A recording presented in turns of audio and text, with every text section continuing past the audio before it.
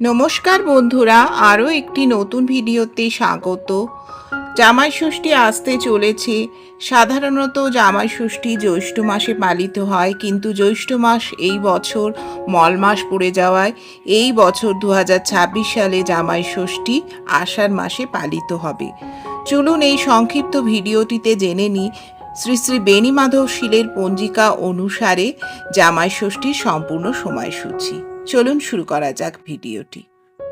শ্রী শ্রী বেণীমাধব শীলের পঞ্জিকা অনুসারে ষষ্ঠী তিথি শুরু হচ্ছে 4 আষাঢ় 19 জুন শুক্রবার রাত্রি 10:18 থেকে এবং এই ষষ্ঠী তিথি শেষ হচ্ছে 5 আষাঢ় 20 জুন শনিবার রাত্রি 8:59।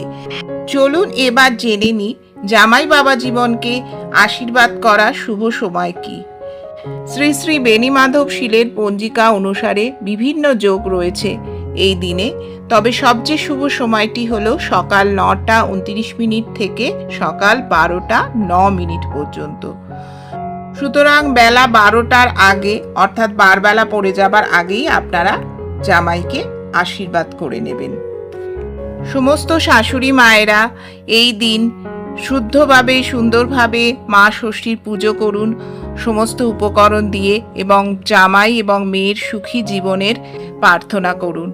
আজকের ভিডিওটি এখানেই শেষ করলাম। আশা করি ভালো লাগলে চ্যানেলকে সাবস্ক্রাইব করে পাশে থাকুন। ধন্যবাদ।